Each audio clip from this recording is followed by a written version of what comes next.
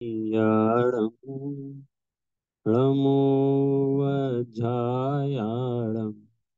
नमो लोये सवसाौडम्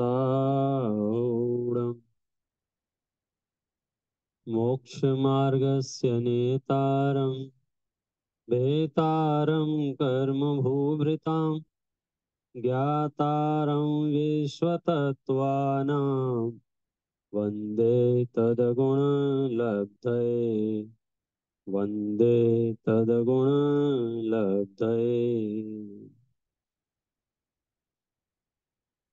10 लक्षण महापर्व का पावन अवसर है। आज उत्तम त्याग धर्म की चर्चा हम और आप करेंगे। उससे पहले कल हमने उत्तम तप धर्म की चर्चा की थी। उसका सार कोई बता देवे तो हम गाड़ी को आगे बढ़ाएंगे। कल की समरी। और भी कोई और भी कोई है? प्रमिला जी रेडी हैं? और भी कोई है?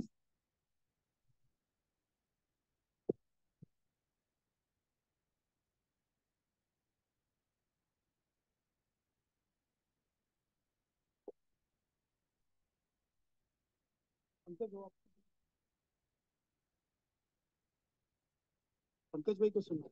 हाँ। एक सेकंड अभी। प्रमिला जी रेडी है बट आप तैयार हो? आप बोलना चाह रहे हो? ओ डॉली तैयार है। ओके। अच्छा देखिए।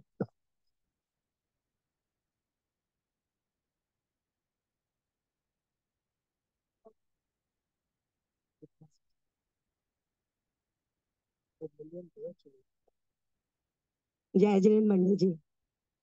सारे नोट्स नहीं बन पाए हैं। जितने हैं उतने। तो मैं उत्तम तप के बारे में बोलना चाहती हूँ। उत्तम तप का पंडित जी ने मतलब बताया था सम्यक दर्शन। और कर्मों का नाश करना ही प्रत्येक जीव का गोल होना चाहिए। हमारे तत्वार सूत्र का जो सूत्र है उसका नाम है तपसा निर्जरा चा। और तप के द्वारा निर्जरा हो सकती है। तप से हमें कष्टों का नहीं, आनंद का अनुभव होना चाहिए। तब 12 तरह के होते हैं। 6 बाह्य रंग और 6 अंत रंग। हमें अपनी इच्छाओं को कम करना चाहिए। आज मेरी जो इच्छा मैंने कम करी है पंडित जी, मंदिर में अपने डांस के नहीं करना। और गाड़ी में बैठ के ये थोड़े से नोट्स बनाए हैं मैंने यहाँ पे बोलने के लिए। और प्रायश्चित जो हमारे अंतरंग है, प्रायश्चित, विनय है, और वैयावृत्ति, स्वाध्याय, व्युत्सर्ग और काय कलेश। और जो बाह्यरंग है हमारे मिक्स हो गए। या एक आध दो मिक्स हुए। या बाह्यरंग हमारे अनशन, ऊनोदर, रस परित्याग और वृत्ति परिसंख्यान। और सबसे अच्छा जो आपने तब बताया था वो ध्यान बताया था। और ध्यान के द्वारा हम अपने कर्मों की काफी निर्जरा कर सकते हैं। और उसके बाद आपने बताया था व्युत्सर्ग, और नहीं कायोत्सर्ग, उसका वही नाम है। 2 नाम है। और कायोत्सर्ग को हम 9 बार नमोकार मंत्र पढ़ के अपने शरीर के प्रति अपने ममत्व को हटाना, वो हमारा कायोत्सर्ग होता है। और स्वाध्याय भी हमारा परम तप है, जिससे हम अपने ज्यादा से ज्यादा कर्मों की निर्जरा कर सकते हैं। धन्यवाद। बहुत बढ़िया।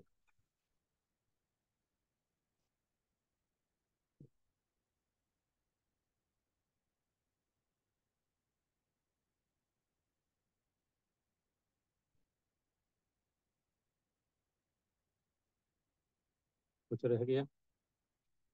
हेलो। मैं पूछ रहा था यदि उनको और कुछ बोलना था या उनके कुछ नोट्स में और था। ओके, बहुत बढ़िया। उत्तम त्याग धर्म है।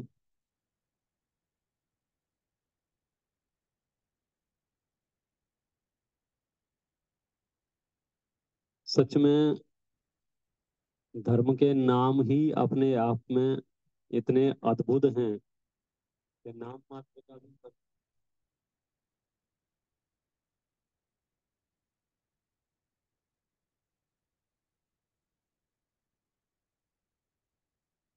ये धर्म का 10 लक्षणों व्यक्ति का होगा।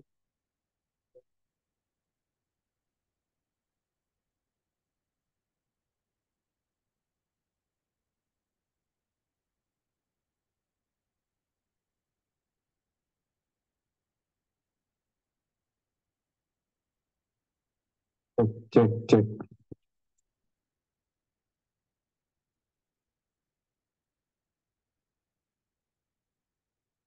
Mic check. Hello. Mic check. हम भी सीख गए। हाँ, बहुत बड़ा सूत्र है। हाँ, इस सूत्र को 3 बार बोलो, आवाज आ जाती है ऐसा। उत्तम त्याग धर्म। सच में हम कोई महापुण्य लेकर जन्म हुआ है हमारा, कि हमें तीर्थंकरों की देशना उपलब्ध है। धर्म के नाम पर हमें वही सब मिल रहा।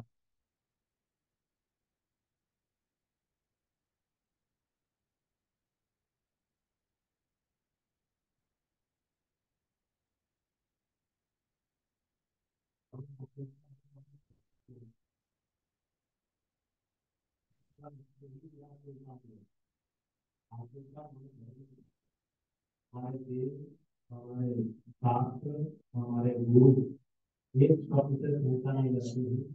वितरागता, वितरागता, वितरागता। और ये वितरागता शब्द जो है, उसका मतलब ही ये है कि हम किसी प्रकार का प्राप्त और किसी प्रकार की आपको इसका देखने में झगड़ा है कुछ नहीं। विकार का सर्व प्रभाव कितना विकार है। हमारे देश विकार है, हमारे शास्त्र विकार है, हमारे गुरु विकार है, और हमें भी विकार की मार्ग पर चलने की प्रेरणा दी जाती है। कभी ऐसा हो सकता है कि हमारी परिस्थितियां वैसी ना हो, विकार से अनुकूल ना हो। कभी कभी हमें ऐसा लगने भी लग जाता है कि अभी हमारी स्थिति ठीक नहीं है, लेकिन इन लोग के ना देखने से परमात्मा की नजर से देखेंगे तो वे कहते हैं कि तुम अपनी स्थिति के बारे में तुम निर्णय मत लो, हमने तुम्हारा स्वभाव देख रहा है, तो यही गुण है जिसके गुण हमारे पास। परमात्मा की आत्मा, जिनेंद्र परमात्मा की आत्मा के गुण, जिनेंद्र परमात्मा के आत्मा का जो नेचर है उसमें और हमारी आत्मा में क्या अंतर है। तो यदि स्वभाव की दृष्टि से बात करेंगे तो कोई अंतर नहीं है। सिद्धों की आत्मा जितनी परिशुद्ध है, आप आश्चर्य मानेंगे, आपकी आत्मा भी उतनी ही परिशुद्ध है। अब आपके अंदर प्रश्न होता है कहाँ कहाँ कहाँ कहाँ है, कहाँ है। यहाँ तो राग है, द्वेष है, क्रोध है, मान है, मायाचारी है, लोभ है, हास्य रति अरति, शोक भय जुगुप्सा, अनेक कषाय हैं। आचार्य कहते हैं तुम कषायों को क्यों देखते हो, स्वभाव को देखो। स्वभाव में नहीं है ये सब। देखो, जगत में अज्ञानियों की भाषा ऐसी होती है जिससे ऐसा लगता है कि वस्तु अशुद्ध हो गई है, लेकिन सच बात यह है कि वस्तु अशुद्ध होती नहीं है। सोने का नाम सुना है, सोने का? क्यों नहीं सुना होगा?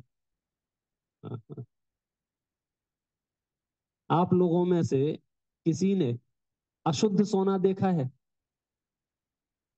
अशुद्ध सोना बहुत जीके का प्रश्न है, इसमें कोई शास्त्रीय गणित नहीं है। आपके जीवन के अनुभवों के आधार पर प्रश्न है ये। आप लोगों ने सोना तो देखा है, बराबर है ना? प्रश्न है मेरा, क्या आपने अपने जीवन में कभी अशुद्ध सोना देखा है? अशुद्ध सोना नहीं देखा है? अच्छा, तो शुद्ध सोना देखा है?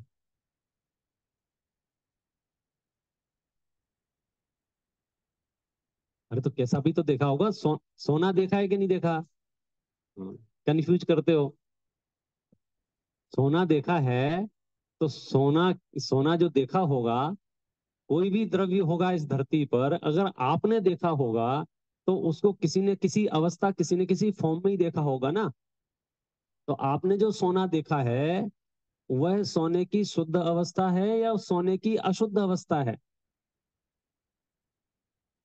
आपने जो सोना देखा, अवस्था ही देखी होगी। तो वो जो अवस्था आपने देखी, वह सोने की शुद्ध अवस्था है या वह सोने की अशुद्ध अवस्था है? हाँ। अच्छा पहले बताओ, आपने देखा क्या है? आपने क्या देखा है? सोने के नाम पर आपने क्या देखा है? सोने का कॉइन। हाँ, ये सेठ लोग यहाँ बैठे हैं। हम ढूंढ रहे थे, आज उत्तम त्याग है। हाँ। हाँ, आज उत्तम त्याग है। कॉइन देखा है, कॉइन। बराबर है। चलो, इसके अलावा और कहाँ देखा है सोना?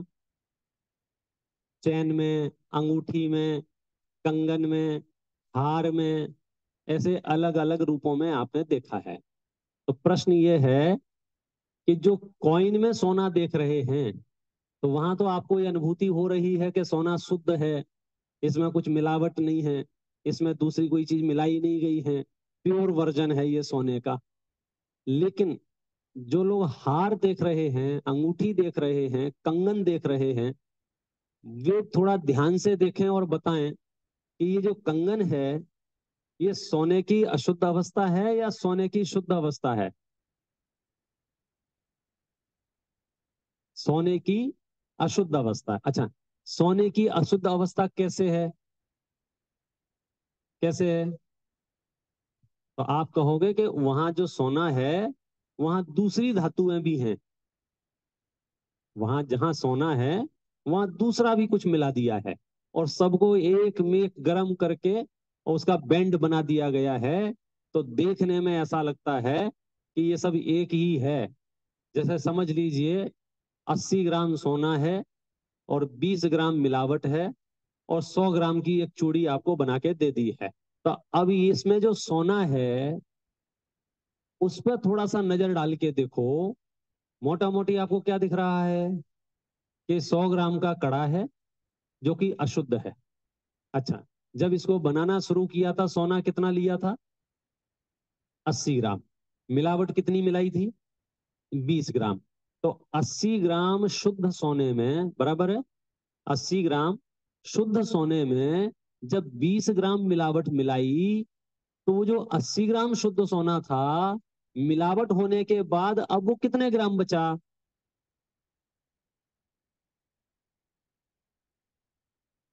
अंकित भाई, कॉइन है आपके पास?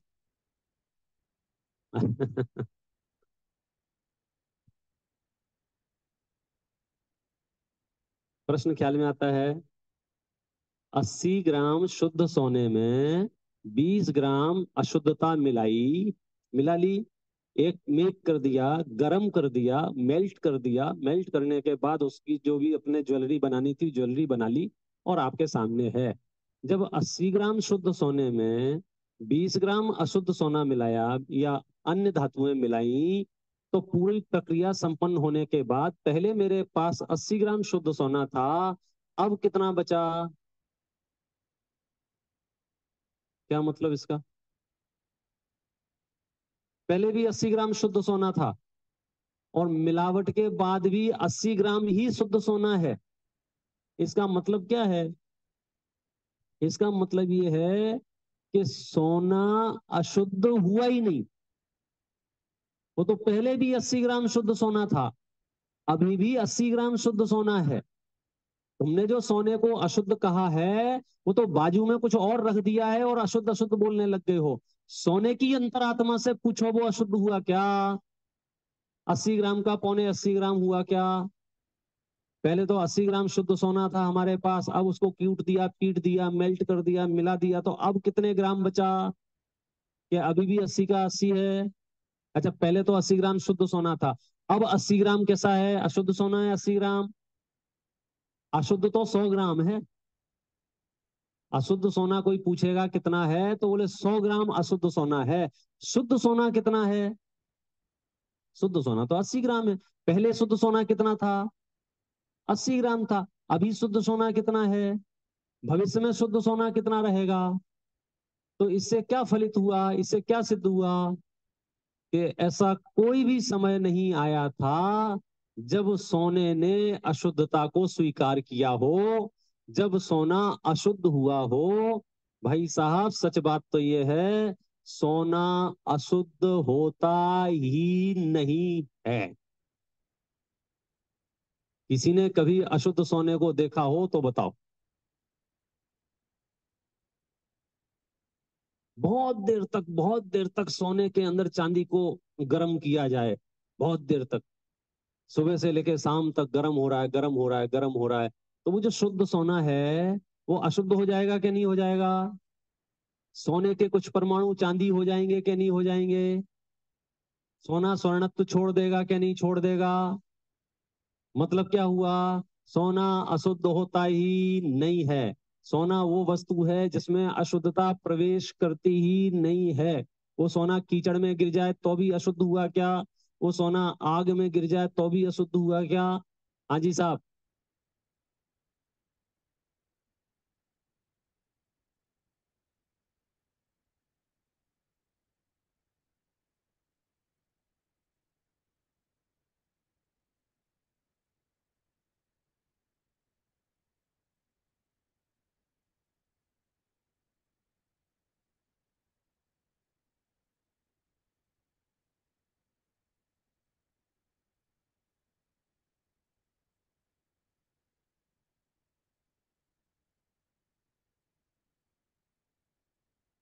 बहुत बढ़िया, बहुत बढ़िया। ज्वेलरी का काम है, ज्वेलरी का काम है। बहुत बहुत बढ़िया। देखो, बस बस, बिल्कुल बिल्कुल बिल्कुल।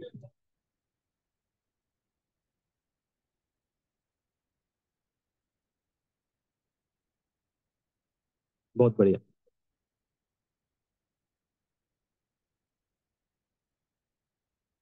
बिल्कुल बिल्कुल। बहुत बहुत बढ़िया। नहीं नहीं, सही। आपकी बात बहुत गंभीर बात है। अब आपको सूक्ष्मता उसमें आपका पक्ष बहुत बढ़िया है, उसको आप जिंदा रखो। अब मैं आपको जिस पक्ष से ले जाना चाहता हूं, अब वहां चलो कि जो सोना आप अशुद्ध कह रहे हैं, आप क्या कह रहे हैं? वो खुद लिख के दे रहा है 22 carat, 23 carat, 18 carat. It means कि इसमें अशुद्धता भी है और इसमें शुद्धता भी है। प्रश्न तो ये है, हम ज्वेलरी शुद्ध है या अशुद्ध है इसका निर्णय नहीं कर रहे हैं। ज्वेलरी माने अवस्था, ज्वेलरी माने पर्याय, ज्वेलरी माने परिस्थिति। उसकी परिस्थिति शुद्ध है या अशुद्ध है ये निर्णय नहीं कर रहे हैं, क्योंकि वो तो स्टैंपिंग से लिखा हुआ है, उसी पे लिखा हुआ है कि अशुद्ध है। ये 18 कैरेट है, ये 9 कैरेट है, 14 कैरेट है। हम तो आपको वो दृष्टि प्रदान करने की कोशिश कर रहे हैं जो उस पर लिखा नहीं है, और आपको देखना है। क्या देखना है? कि स्वभाव उसका कैसा है, नेचर उसका कैसा है, कि जब अशुद्ध दिख रहा है उस काल में भी उसने अपनी शुद्धता का परिहार नहीं किया है, उसने अपनी शुद्धता को नहीं छोड़ा है। ये निर्णय सुनार को है, ज्ञानी को, जौहरी को, जिसको समझ है उसको ये निर्णय है कि इसके अंदर शुद्ध सोना है। तभी तो आप सोना बेचने जाओ और कांटी के ऊपर रखेगा, वजन दिखेगा 100 ग्राम दिखेगा। अच्छा, 100 ग्राम वजन देखने के बाद कैलकुलेटर उठाएगा और 80 ग्राम से उसे गुणा करेगा। क्यों भाई, जब 100 ग्राम दिख रहा है तो 80 ग्राम से क्यों गुणा कर रहा है? क्योंकि तुम्हें शुद्धा शुद्ध पर्याय दिख रही हैं, तो तुम दावा कर रहे हो 100 ग्राम है। अच्छा, दावा नहीं कर रहे हो, वहां लिखा भी है 100 ग्राम, 100, लेकिन पैसा जो मिलेगा, बोलो वो 100 ग्राम का मिलेगा कि 80 ग्राम का मिलेगा? कब? जब उसमें से अलग कर लिया जाएगा तब, या बिना अलग किए भी 80 ग्राम का मिल जाएगा? मतलब क्या हुआ? मतलब ये हुआ कि सोना जो है अशुद्ध अवस्था में भी उसने अपनी शुद्धता नहीं छोड़ी थी, इसलिए उसकी वैल्यू है। ये तो उदाहरण मात्र है। अब सिद्धांत की बात करो।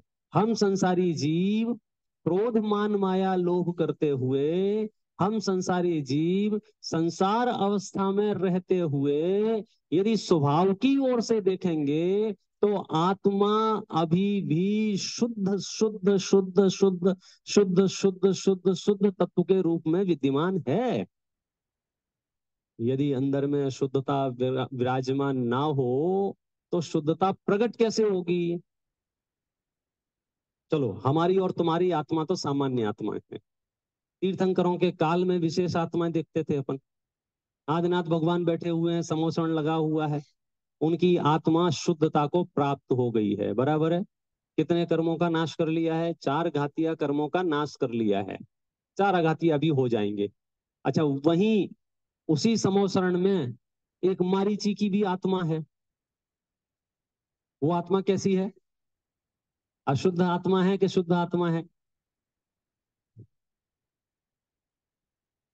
अशुद्ध आत्मा है कि शुद्ध आत्मा है?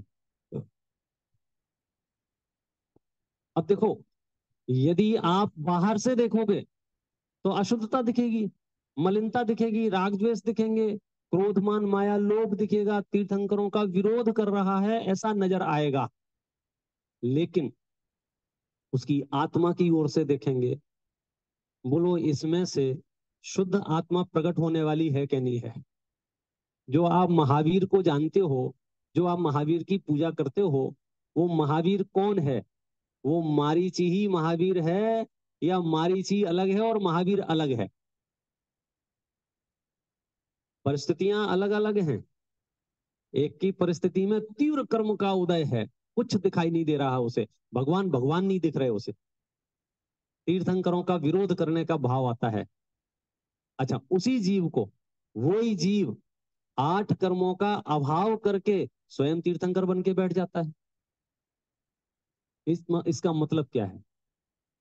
मैं सिर्फ आपको ये महसूस कराना चाहता हूं, आप अपने आप को अशुद्धता की ओर से, बाहर मलिनता की ओर से, आप कषायों की ओर से, संकल्प विकल्पों की ओर से अपने आप को देखना बंद करो। आप स्वभाव की ओर से अपने आप को देखो तो अंदर में शुद्ध तत्व विराजमान है।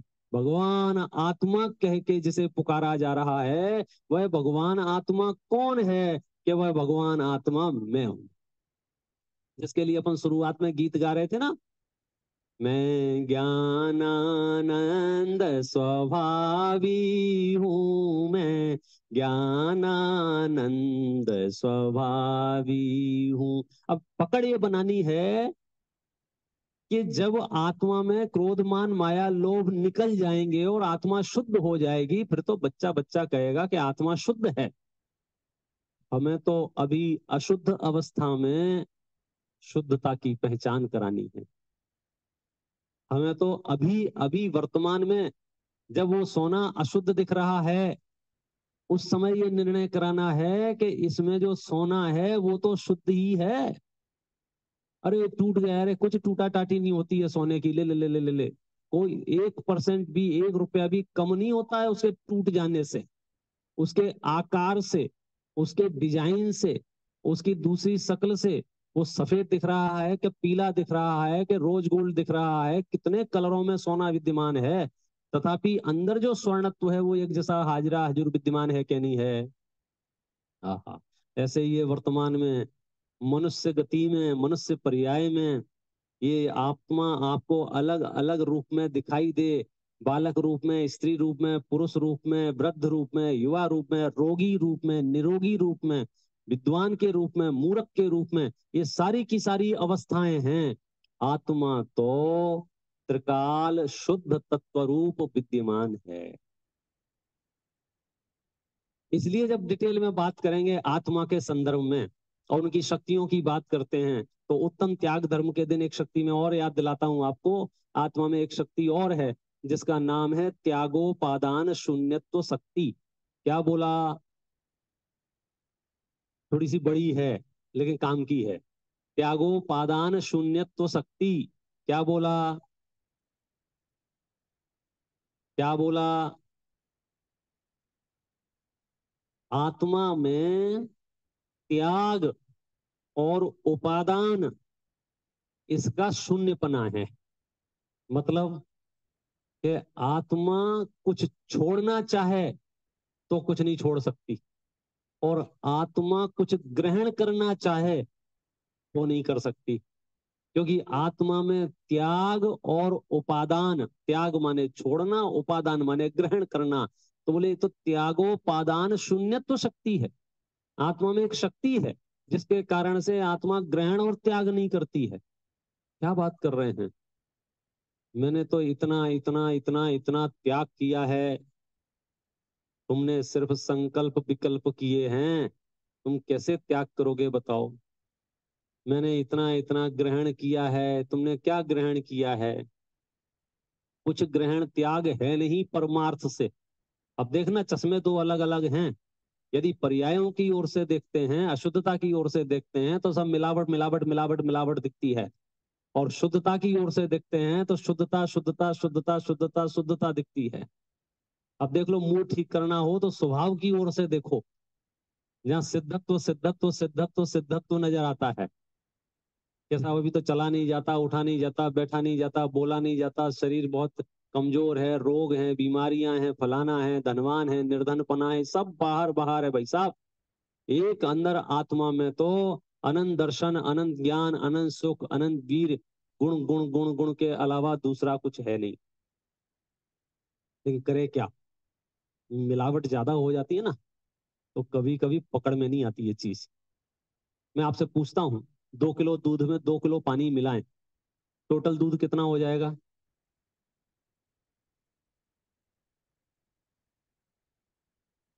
क्यों, कोई कठिन सवाल है क्या? 2 किलो दूध में 2 किलो पानी मिलाएं तो बोलो दूध कितना हो जाएगा? प्रकाश जी, 4 किलो होगा क्या नहीं होगा? अरुण जी, 4 किलो दूध नहीं होगा? पक्का? कमाल हो गया। अच्छा, गर्म कर देवे तो? उसको फेंट दें, उसको मिला देवे, अरे आप कुछ भी कर लो, दूध की एक बूंद भी पानी नहीं हुई, और पानी की एक बूंद भी दूध नहीं हुई, क्योंकि दोनों भिन्न भिन्न हैं। हमारे चित्त में भ्रांति हो गई हो, ये अलग विषय है। और 2 किलो दूध में 10 किलो पानी मिला देवे तो? पंडित जी बोले माथा खराब हो गया तुम्हारा, हैं? 2 किलो दूध में कोई 10 किलो पानी मिलाएगा? अपन अपन ज्ञान में मिलाने में क्या जाता है? हाथ पैर से थोड़ी मिलाना है, ज्ञान में मिला लो। 2 किलो दूध में 50 किलो पानी मिला देवे, बोलो कैसा लगेगा? 2 किलो दूध लें और एक 3,000 लीटर का टैंकर बुलाएं पानी का, उसमें मैं 2 किलो दूध डाल दूं, और फिर आपको ले जाके कहूं कि देखो ये दूध है, तो बोला आप क्या कहोगे? पंडित जी हम ही मिले तुम्हें। इसमें दूध कहाँ है? अच्छा, उसमें दूध है कि नहीं है? दूध है कि नहीं है? है। रिफाइनरी में डालेंगे तो अभी भी 2 किलो वापस मिलेगा कि नहीं मिलेगा? लेकिन अज्ञानियों की समझ से बाहर चला गया ना। क्यों? क्योंकि मिलावट जब ज्यादा हो जाती है तो हमारे चित्त में जिस वस्तु की मिलावट की गई है उसके प्रति प्रश्न चिन्ह लगने लग जाते हैं। जब 2 किलो दूध में 2 किलो पानी था तो मुंह से ये निकल रहा था दूध थोड़ा पतला है, इसमें पानी की मिलावट है। लेकिन 2 किलो में 10 किलो और 2 किलो में 3,000 लीटर पानी मिला देवे, तो क्या फिर ये नहीं कहते हैं कि दूध पतला है? फिर क्या कहते हैं? यहाँ दूध कहाँ है भाई साहब? यहाँ दूध कहाँ है? तो आधे से ज्यादा अज्ञानियों के साथ तो यही समस्या हो रही है। एक आत्मा, कितनी आत्मा? एक आत्मा और अनंत पुद्गल परमाणुओं का शरीर, तो मिलावट कितनी हुई? एक प्लस अनंत। अब ये क्षेत्र का संबंध हो गया। और सिर्फ इतनी ही नहीं, फिर उसमें दुकान, फिर मकान, फिर रुपया पैसा, फिर सोना चांदी, फिर पद प्रतिष्ठा, फिर जाने क्या क्या, और इन सब को मिला लिया। अब ढूंढ रहे हैं आत्मा कहाँ है। तो आधे से ज्यादा लोग तो सीधे सिरे से खारिज कर देते हैं, कोई आत्मा फात्मा नहीं है। घर है, मकान है, दुकान है, शरीर है, आंख है, कान है, नाक है, सब है, आत्मा नहीं है। और सच्चाई क्या है? बिना आत्मा के इनकी सिद्धि नहीं, बिना आत्मा के कोई चर्चा वार्ता नहीं, बिना आत्मा के इंद्रियों को कौन पूछ रहा है। बिल्कुल खासम खास सगे संबंधी आपके हों, खासम खास सगे संबंधी जिनके लिए आप मरे जा रहे हों, ऐसे जीव की भी यदि आत्मा निकल गई हो, शरीर पड़ा हो, तो बोलो क्या करोगे शरीर का? आग लगा दोगे कि नहीं लगा दोगे? क्यों? कल उस शरीर के साथ फोटो खिंचा रहे थे, कल उस शरीर के हाथ पैर दबा रहे थे, सेवा कर रहे थे, अब क्या हुआ?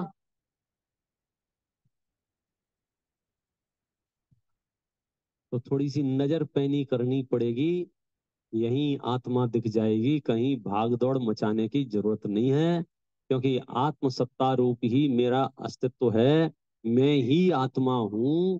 ये तो अज्ञानता से शरीर में मैंने अपनापन मान लिया, संयोगों में मैंने अपनापन मान लिया। तो आज उत्तम त्याग का दिन है, और त्याग के मामले में बहुत स्पष्ट है जैन दर्शन का, कि जितनी जल्दी हो सके उतनी जल्दी कर देना चाहिए। और त्याग जो होता है वो किसका होता है? अच्छी चीजों का त्याग होता है कि बुरी चीजों का त्याग होता है? त्याग किसका होता है? अच्छी चीजों का भी त्याग होता है कि बुरी चीजों का त्याग होता है?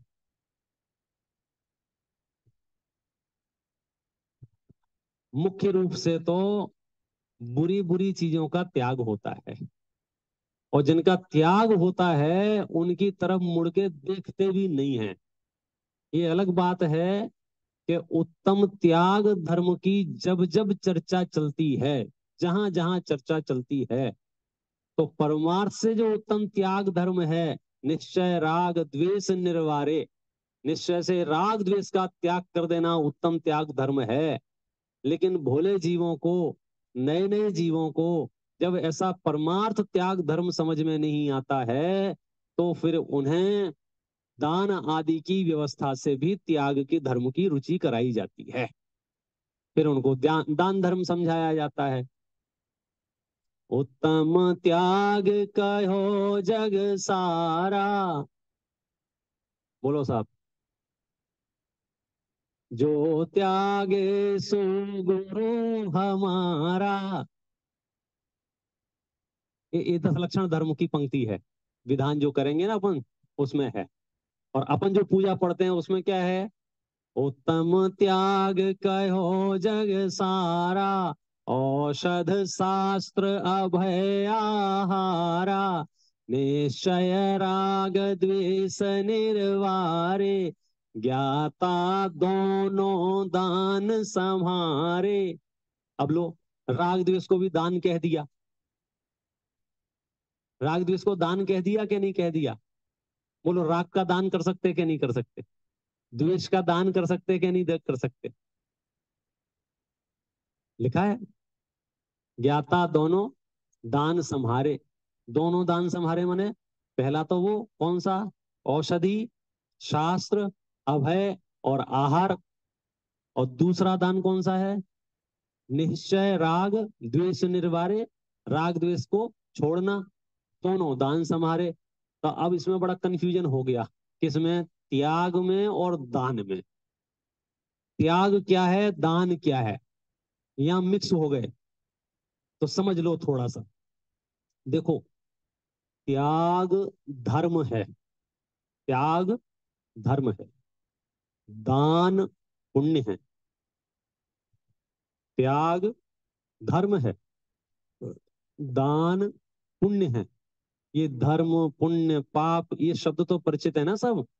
तीन ही शब्द हैं पूरे जैन दर्शन में, तीन ही शब्द हैं। एक पाप, एक पुण्य और एक धर्म। जो एकदम थर्ड क्लास बेकार तत्काल छोड़ देने जैसी चीज है वो है पाप। जो थोड़े बीच की है, भूमिका अनुसार जिसका उपयोग करते हैं, वो है पुण्य।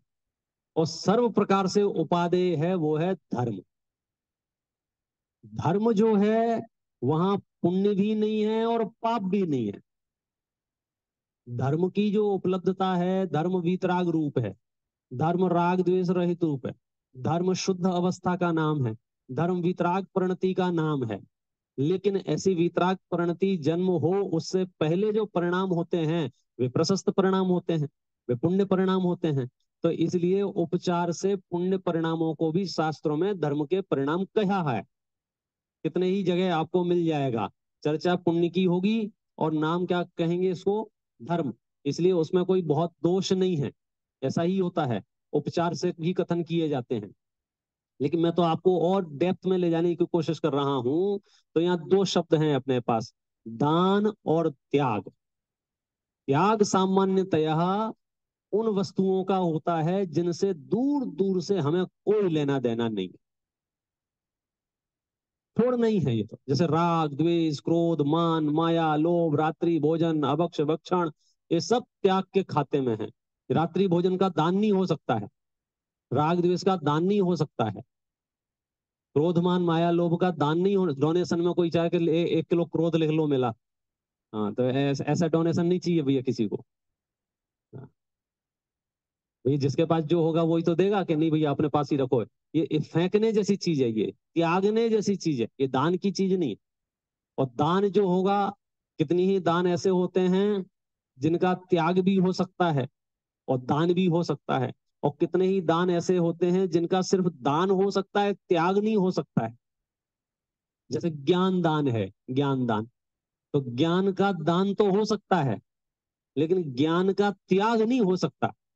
मैं सोचूं सब सब ज्ञान फेंक देता हूं अपना, कहां फेंकूं, नहीं नहीं छोड़ नहीं सकते, वो तो नेचर है, स्वभाव है वो आपका। तो ज्ञान का दान हो सकता है, हालांकि कुछ दान ऐसे भी हैं जिनका त्याग भी हो सकता है, जिनका दान भी हो सकता है। जैसे आहार, आहार का त्याग भी हो सकता है। जो तपस्वी है ना अपने यहाँ भी, 8 8 10 10 10 वाले भी है ना, कुछ तो बचेंगे। हाँ तो ये कौन है कि भाई इन्होंने आहार का त्याग किया है। और आहार का दान भी हो सकता है। जब आप इन्हें पारणा कराएंगे तो क्या कराएंगे, आहार कराएंगे। तो आहार का दान भी होता है, आहार का त्याग भी होता है। औषधि का दान भी होता है, औषधि का त्याग भी होता है। ज्ञान दान का अभय दान का त्याग नहीं हो सकता है। तो इसलिए आप बिल्कुल भी कंफ्यूज मत होना। विद्वानों ने आचार्यों ने शास्त्रों में शब्द हैं बहुत सीमित और भाव हैं असीमित। जब आप तत्वार सूत्र पढ़ेंगे और जब ये बात बताई कि पहला द्वीप अपना जम्बू द्वीप है, फिर लवण समुद्र है, फिर घातकीखंड द्वीप है, फिर कालोदधी समुद्र है, इस तरह से, तो पता है क्या लिखा है कि यही समान नाम पुनः पुनः रिपीट होने लग जाते हैं बाद के समुद्रों में और बाद के द्वीपों में। क्यों? क्योंकि शब्द तो सीमित है ना, और यहाँ असंख्यात द्वीप समुद्र हैं। तो एक ही नाम के 10 10 20 20 द्वीप समुद्र मिल जाएंगे आपको। तो इसलिए बिल्कुल शब्दों में मत उलझना, भाव तक पहुंच जाना। दिन बहुत पवित्र है आज का, और इतनी बढ़िया बढ़िया चीजें हैं विश्व में, आपको ढूंढे नहीं मिलेंगी। आप देखिए, दान की बात करते हैं अपन थोड़ी देर। 4 प्रकार के दान हैं, इनमें से 2 प्रकार के दान तो अद्भुत ही हैं, औषधि दान और आहार दान। इनसे आप अच्छी तरह से परिचित हैं। एक दान है अभय दान। बोलो साहब, ये कौन सा दान है? अभय दान। इसमें क्या क्या किया जाता है, कैसे दिया जाता है अभय दान? नाम सुना है अभय दान का? बोलो साहब, कैसे होगा अभय दान? आलोक जी, अभय दान गजब का दान है ये। लिखा है इसमें, अपने आप को अभय दान दो, ऐसा लिखा है। क्या मतलब? कि दहशत से बाहर निकलो, डर डर के मत जियो, संकलेश और घबराहट में दिनचर्या मत निकालो, क्या होगा क्या होगा क्या होगा कैसे होगा, और कल और खराब नहीं स्थिति बन जाए, और ऐसा नहीं हो जाए न वैसा नहीं हो जाए। कहते हैं अभय दान दो अपने आप को। और अभय दान देने के मामले में जैन दर्शन विश्व का सर्वोत्कृष्ट दर्शन है। तीर्थंकरों की जितनी भी प्रतिमाएं हैं, जितनी भी प्रतिमाएं हैं, जितनी भी मुद्रा है, वो वास्तव में अभयदान की मुद्रा है।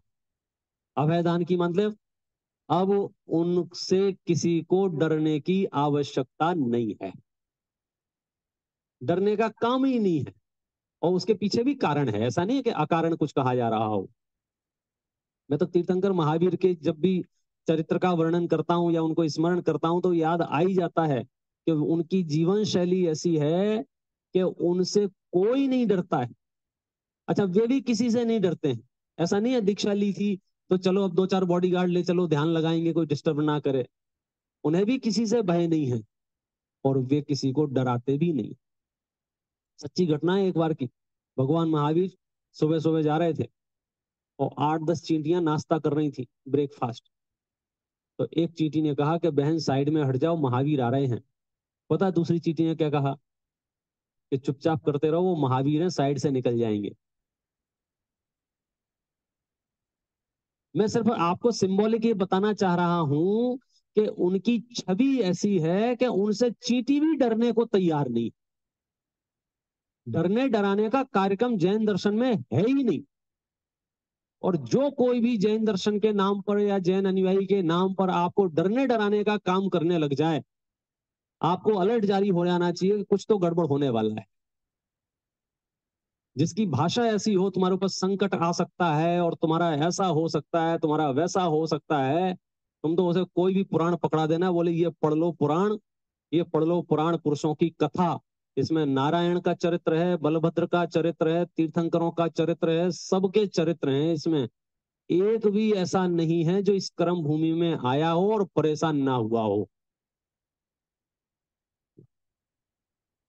लेकिन करें क्या? हमें हमें दुनिया से क्या करना है? हमें तो ऐसा लगता है कि थोड़ा सा भी पाप का उदय मेरे घर में नहीं आना चाहिए। अरे इतना ही शौक है पाप के उदय के ना आने का, तो फिर पंचम काल में आप आए क्यों? तो ढंग की जगह चले जाते। एक तो निकृष्ट काल में आपने जन्म लिया है और ऊपर से कंप्लेंट करते रहते हो, यहाँ ये प्रॉब्लम है, यहाँ ये प्रॉब्लम है, यहाँ ये प्रॉब्लम है, यहाँ ये प्रॉब्लम है। तो छोड़ो ना संसार को, सीधे सलाह में जाके बैठो, कोई प्रॉब्लम नहीं है। बिल्कुल ऐसी बात होगी, टिकट कटा के गए हैं शिमला, आप समझे, और फिर वहां जाके क्या क्या कर रहे हैं, ठंड बहुत है, ठंड बहुत है, बर्फ बहुत है। अरे भाई साहब, आए क्यों फिर? ये तो क्षेत्र ही ऐसा है, ये तो काल ही ऐसा है, ये तो आप समझो परिस्थितियां इसमें ऐसी ही हैं। मुझे इस धरती पर एक जीव बताओ जिसके पाप का उदय ना आता हो। एक इंद्री से लेके संगी पंचेंद्री तक, श्रावकों से लेके संतों तक, कोई ऐसी परिस्थिति में हो जिसके रोग ना हो, जिसको शोक ना हो, जिसको प्रतिकूलता ना हो, जिसको परेशानी ना हो। अरे औदारिक शरीर लेके बैठा है तो कुछ ना कुछ तो प्रॉब्लम उसके साथ में रहेगी ही रहेगी। मैं क्या करूं कि तुम निर्भय रहो। किस आधार पर निर्भय रहें? कि शरीर के संपूर्ण नाश होने पर भी तुम्हारी आत्मा का एक प्रदेश भी कम होने वाला नहीं। मेरा बिगाड़ पाप के उदय से नहीं होता है, मेरा बिगाड़ पाप के उदय से नहीं होता है। दिमाग ही नहीं लगाते। आप पढ़ लो, सती अंजना की कहानी पढ़ लो, या सीता जी की कहानी पढ़ लो, या पवनंजय की कहानी पढ़ लो, किसी भी मुनराज की कहानी पढ़ लो, 5 पांडवों का चरित्र पढ़ लो। बोलो 5 पांडव को लोहे के आभूषण गर्म कर करके पहना दिए।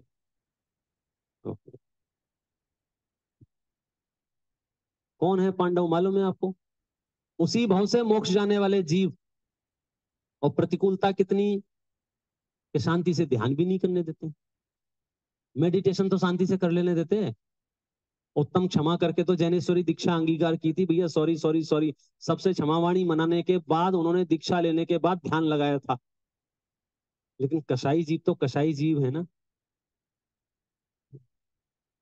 बोलो, उन्होंने अपने पाप से उदय के बचने के लिए क्या किया? कौन से मंत्र तंत्र की शरण में गए? किस देवी देवता के पास गए? क्यों? क्योंकि उन्हें पता है अशरण, मेरा बांधा हुआ कर्म का उदय है, वो आया है।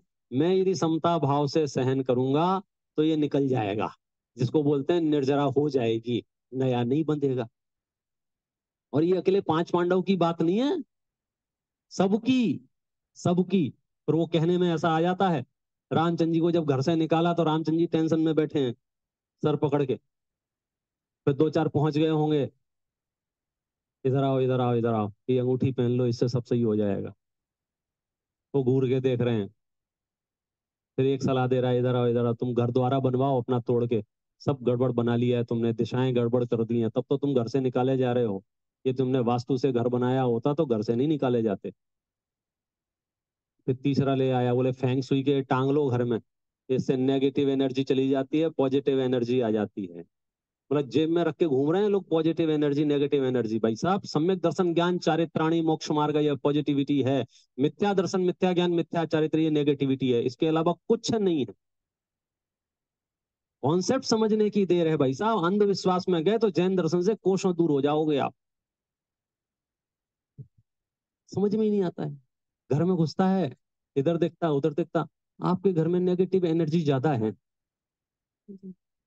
कमाल करता है। इधर आप पास में है, ऊपर देख, क्या है, बोले देख, सिद्ध शिला है, अनंत सिद्ध विराजमान है, यहाँ से अनंत सिद्ध आर्य क्षेत्र है ना ये। क्या बात कर रहे हो? हाँ, वो किसको पॉजिटिविटी कहते हो, किसको नेगेटिविटी?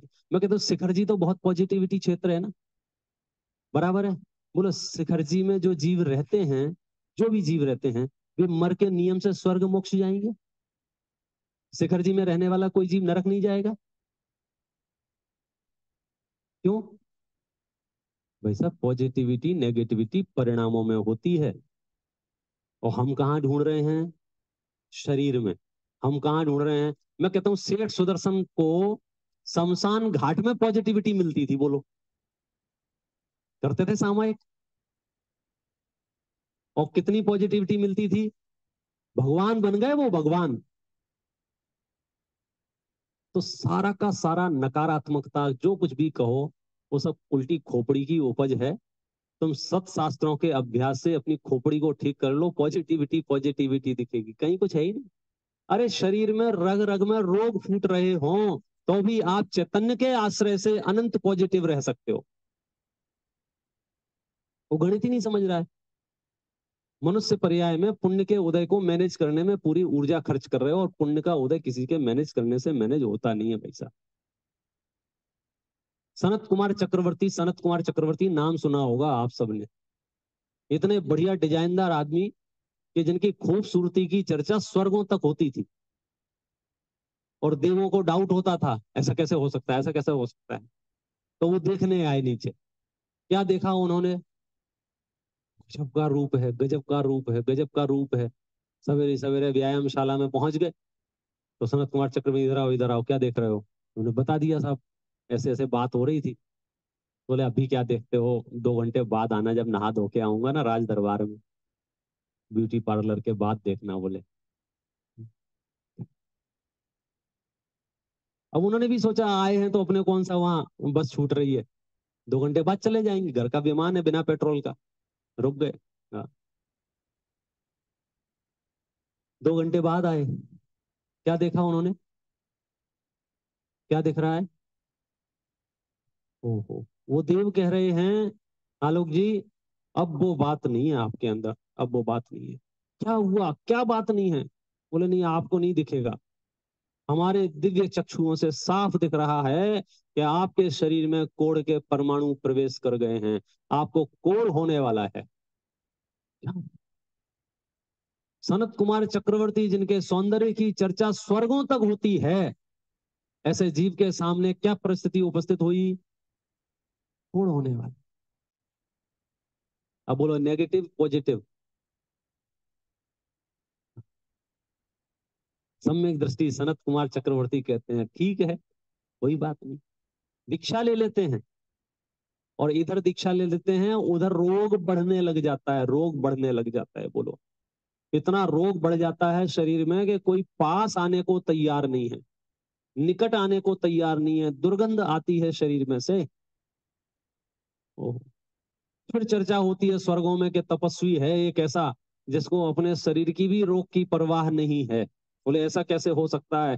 फिर वो दो देव झोला लेके, अपना वैद्यगिरी का डॉक्टर साहब का झोला छाप, जो डॉक्टर होते हैं ना, एक थैले में पूरी दुकान, हाँ, वो राउंड लगाते हैं उनके सामने, वो ऑफर देते हैं एक खुराक दवा ले लो, एक खुराक दवा, यूं चुटकियों में ठीक हो जाओगे महाराज, यूं चुटकियों में ठीक हो जाओगे। तो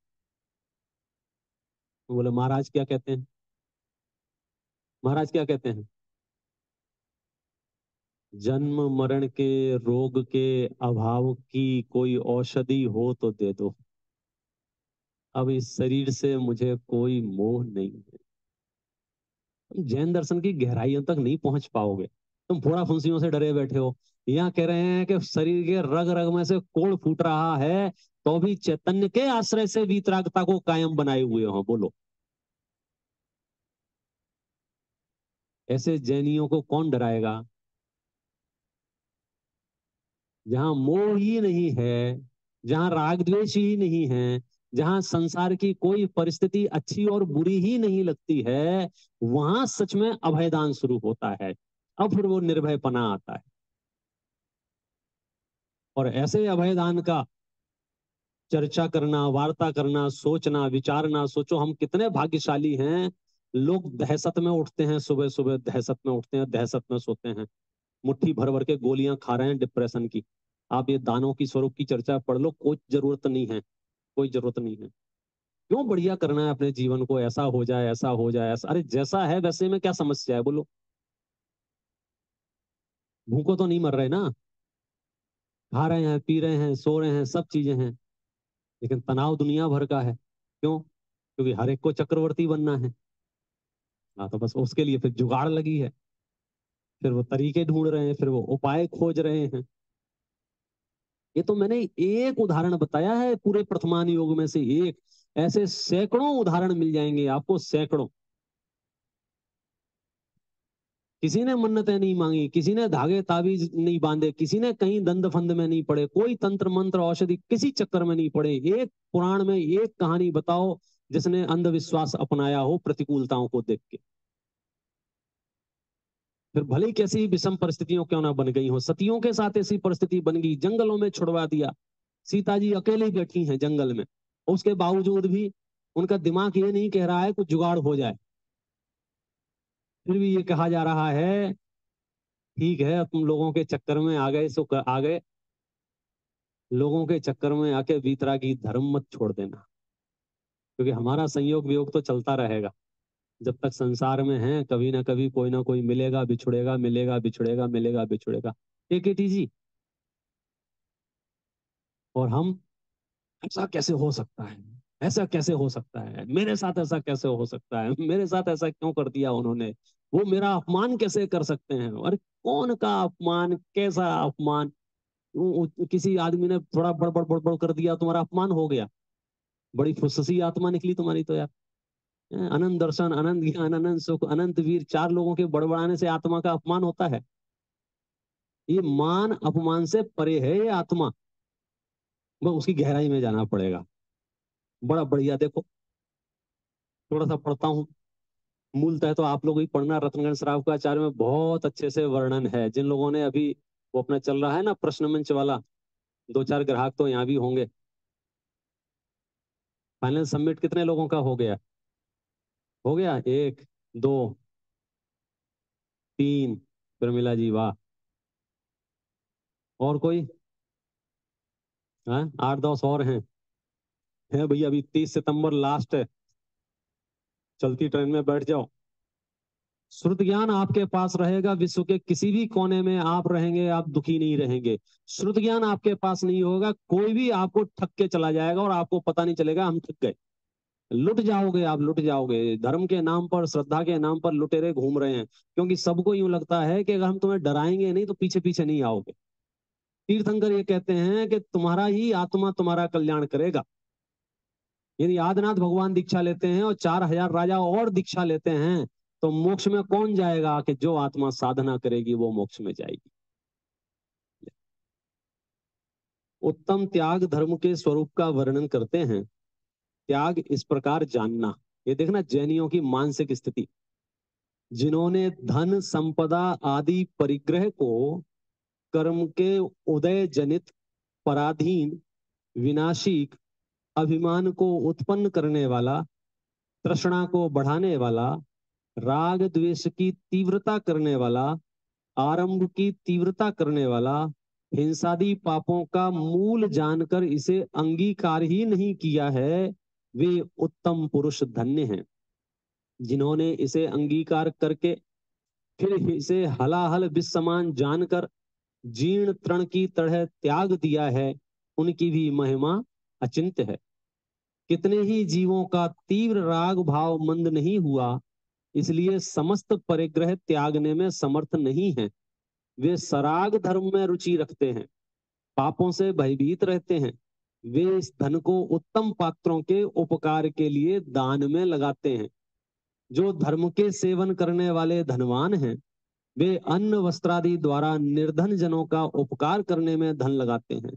धर्म के आयतन, जिन मंदिर आदि बनवाने में, जिन सिद्धांत शास्त्र लिखवा देने में, उपकरण में, पूजा प्रभावना आदि में धन लगाते हैं। दुखी दरिद्री रोगियों के उपकार में तन से मन से करुणावान होकर धन लगाते हैं, वे अपना धन व जीवन सफल करते हैं। ये देखो, हमारे यहाँ तो सच में क्या कहना चाहिए, संस्कृति ही ऐसी है, त्याग मूलक संस्कृति है, त्याग मूलक। इसलिए विषम से विषम परिस्थितियां भी बन जाती हैं, तो अगर तीर्थंकरों का अनुयायी होगा, उसे घबराहट, बेचैनी, एकदम ऐसे शॉकिंग नाम की कोई चीज नहीं होती है। वो जन्म से ही छोड़ना जानता है, जन्म से ही त्यागना जानता है। आप देखते हो, या बच्चे प्रस्तुतियां देते हैं तो बच्चों को पुरस्कार देते हैं, बराबर है। जैसे ही उन्हें पुरस्कार मिलता है, वे क्या करते हैं, उस पुरस्कार का वे गुल्लक में डाल देते हैं। देखो, आप उसको छोटा मत समझना, वो बात राशि की नहीं है, कैलकुलेशन नहीं है कि वो $1 है कि $5 है। बात यह है, दिमाग में कहीं ना कहीं उसके ये प्रिंट हो रहा है कि मेरे पास जो सामग्री है उसमें से कुछ सामग्री छोड़ी भी जाती है। पूरी दुनिया में तो सिर्फ एक तरफा समेटा चल रहा है। आप चवन्नी छोड़ के बता दो, जान निकल जाए, लोगों की ये हालत है, जान निकल जाए। और यहाँ लाखों लाखों छोड़ने को बैठे हैं। होना जाना कुछ नहीं है, परिस्थितियां तो वैसी की वैसी रहेंगी। मंदिर मंदिर की जगह रहेंगे, पैसे पैसे की जगह रहेंगे, लेकिन उस बालक ने कितना उत्कृष्ट परिणाम किया कि जो उसकी अपनी संपत्ति थी, जो उसने उपलब्ध की थी, जो उसने जीती थी, उसने ऐसे घड़ी किया और यूं पटक दिया। ये जैनियों की छाती है कि मेरे पुण्य के उदय से जो धन वैभव संपदा मेरे पास इकट्ठा हो गया है, यदि वह जिन शासन की प्रभावना में लग जाता है, इससे अच्छा उपयोग उसका कुछ नहीं हो सकता है। अन्यथा तो वो बैंकों में सड़ने ही वाला है। करोड़ों करोड़ों मनुष्य ऐसे ही इकट्ठा करके जमा करते करते करते करते निकल गए, क्योंकि ब्रेन ये कहता है ना, क्या पता कितनी जरूरत पड़ जाए, क्या पता कितनी जरूरत पड़ जाए, क्या पता कितनी जरूरत पड़ जाए। सच्चाई क्या है मालूम है? सच्चाई यह है कि तुम्हारे उदय अनुसार तुम्हें व्यवस्था मिल जाएगी। हमने ऐसा प्रत्यक्ष देखा है, स्वयं के पास रंच मात्र भी व्यवस्था नहीं है, तो भी प्रतिकूलता आने पर अनेकानेक लोग, डॉक्टर, सलाहकार, ऐसी परिस्थितियां बन जाती हैं कि उसे इतनी सी भी चीज की तकलीफ नहीं होती है। और हमने ऐसा भी देखा है कि थैला लिए घूम रहे हैं, थैला लिए, आप बोलो क्या करना है, आप बोलो क्या करना है, डॉक्टर कह रहा है वी कांट से, हम कुछ नहीं कह सकते, हम कुछ नहीं कर सकते। हमारी खोपड़ी में, ये दिमाग में भरा हुआ है कि बहुत अच्छे अच्छे बड़े बड़े लोगों से पहचान रहेगी तो इमरजेंसी में काम आ जाएगी। खूब सारे नोट रहेंगे तो हमारे पास जो है इमरजेंसी में काम आ जाएंगे। सही बात है ये। तुम्हारा पुण्य का उदय होगा तो देवता लोग उतर के आके तुम्हारी सेवा करके जाएंगे, और तुम्हारे पाप का उदय होगा तो तुम्हारे परिवार के लोग तुम्हें लात मार के बाहर निकाल देंगे। व्यवस्था पुण्य पाप की है, देवों की और लोगों की नहीं। फिर रहस्य यदि आपने समझ लिया ना, फिर आप निश्चिंत खर्राटे लेके सोओगे आराम से। जीवन के अंतिम क्षण तक, देह परिवर्तन के एक समय पहले तक आप निर्भय रहोगे, क्योंकि आपको ये सिद्धांत पता चल गया है कि मेरे साथ जो अनुकूलता प्रतिकूलता बन रही है, वो मेरे कर्म के उदय से बन रही है, किसी दूसरे का इसमें कोई हस्तक्षेप नहीं, ना अच्छे में ना बुरे में। देखो, गजब। इसलिए इसलिए धन पाना तो दान से ही सफल है। दान रहित धन घोर दुखों की परिपाटी का कारण है। यहाँ पर ही कृपण की घोर निंदा होती है। लोग कृपण का नाम भी नहीं लेना चाहते हैं। कृपण सूम का नाम लेने से भी लोग अमंगल मानते हैं। कहने का अर्थ यह है, भरपूर इसमें यह बताया गया है, मैं तो आधी लाइन में बोल दूं, जो छिन ही जाएगा, क्या बोला, जो छिन ही जाएगा उसे लुटाने का मजा ले लो। कभी कभी सामने बंदूक रख दी जाए तो भलाई किसमें है? लीजिए सब, लीजिए, आपके लिए ही है, आप ले जाइए इसको, आप आपके लिए है, आप ले जाइए, मैं आंख बंद कर लेता हूँ, ले जाओ ले जाओ। इसी में भलाई है या खींचातानी में भलाई है? ये शरीर, ये संयोग, ये धन, ये संपदा, सब कुछ जिन शासन के काम आए तो समझना सार्थक है, सफल है। अपना पूरा जीवन जिन शासन को समर्पित रहे। गजब की चीज है। एक एक चीज इसमें ऐसा है कि आप उत्तम त्याग धर्म हैं। आज तो सच बात तो ये है, अपने ज्ञान में ये कह दो एक परमाणु भी मेरा इस धरती पर नहीं है, फिर आप आनंद देखो। फिर उन परमाणुओं का क्या होगा, क्या नहीं होगा, बनेंगे, बिगड़ेंगे, रहेंगे, कोई राग द्वेष नहीं। क्यों? क्योंकि मैंने ये घोषणा कर दी, इससे मेरा अपनापन नहीं है। जहां अपनापन नहीं है वहां कोई राग द्वेष नहीं है। एक परमाणु भी मेरा नहीं है, एक परमाणु भी मेरा क्या है? मेरी आत्मा। अनंत दर्शन, अनंत ज्ञान, क्षमा, मार्दव, आर्जव, शौच, सत्य, संयम, तप, त्याग, आकिंचन, ब्रह्मचर्य। शरीर की जर्जर अवस्था हो रही होगी तब भी मैं इस आत्म स्वभाव का आनंद लूंगा। ऐसा यह उत्तम त्याग धर्म है। हम और आप सब गहराई से इसे समझें। इस मंगल भावना से अभी की बात विराम।